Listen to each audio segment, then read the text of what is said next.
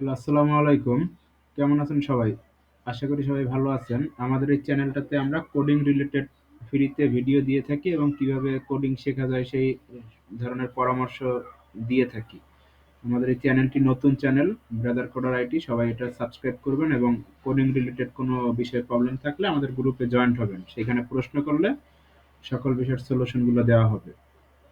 আজকের আমি আমাদের কিছু কোডিং এর কাজ সেগুলো আপনাদেরকে দেখানোর জন্য আসছি। প্রথমে চলেন আমরা দেখি যে কোডিং এর কাজগুলো দেখা যাক আমাদের ফাইলের মাধ্যমে আমাদের কোডিং এর কাজগুলো আপনাদের দেখাবো। এটা হলো একটা ক্যারোসেল স্লাইডার। এটা হলো টোটালি রেসপন্সিভ, যে কোনো ডিভাইসে এটা কাজ করবে। এই যে বড় ডিভাইসেও কাজ করবে, ছোট ডিভাইসেও কাজ করবে। এটা পুরোপুরি রেসপন্সিভ। এই যে ডিভাইসের ধরন অনুযায়ী এটা কয়টা আসবে ক্যারোসেল স্লাইড নির্ভর করবে। বড় স্ক্রিনে বেশি শো করবে। এই যে আমাদের ক্যারোসেল স্লাইডার, এই যে দেখতে পাচ্ছেন পরিপূর্ণ কাজ করতেছে। এটা হলো ভিতরে অ্যানিমেশনের কাজ চলতেছে। এটার ব্যাক এন্ডের যদি আপনারা কোডগুলো দেখেন, কোডগুলো দেখার জন্য আমাদের এডিটর ওপেন করতে হবে। এই যে আমাদের এডিটর, এডিটর ওপেন করলেই দেখতে পারবেন যে আমরা এখানে কি কি কোড ইউজ করছি। এই যে আমাদের এডিটরে সব ধরনের ফাইলগুলো আছে। কি কি ফাইল আমরা ইউজ করছি এটা স্লাইডের জন্য। এটা হলো সিএসএস, এটা হলো জাভাস্ক্রিপ্ট। এই কোডগুলো আর কি কি ফাইল অ্যানিমেশনের জন্য অ্যাড করা হয়েছে সব কিছু এখানে দেওয়া আছে। কি কি ছবি আমরা ইউজ করছি আর এটার আউটপুটটা এইখানে এই দেখতে পাচ্ছেন। এই যে সবকিছু, এটা হলো ক্যারাসেল স্লাইডার। আর যদি আমরা আরেকটা দেখি, এখানে আরেকটা প্রজেক্ট তৈরি করা আছে। এটা একটা স্লাইডার।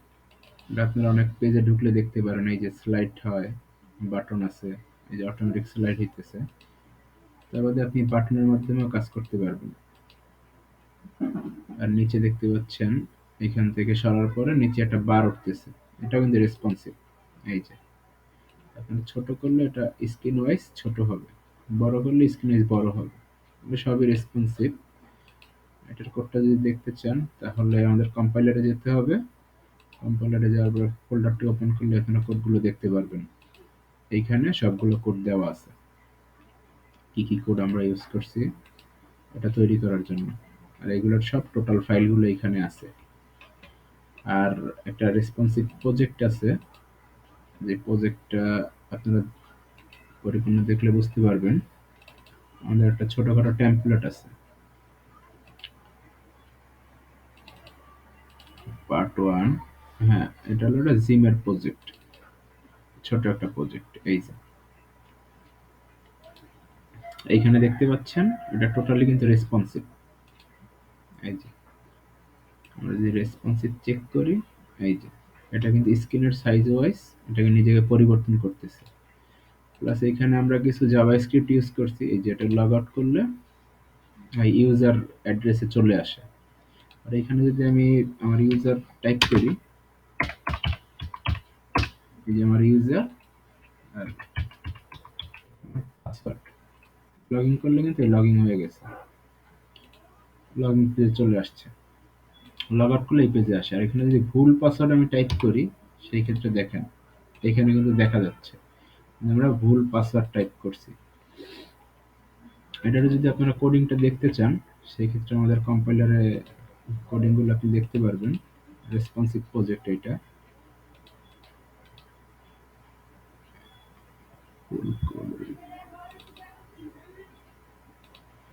ফাইলটার নামটা কি ছিল?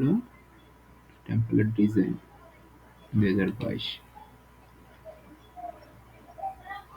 Template design 2022।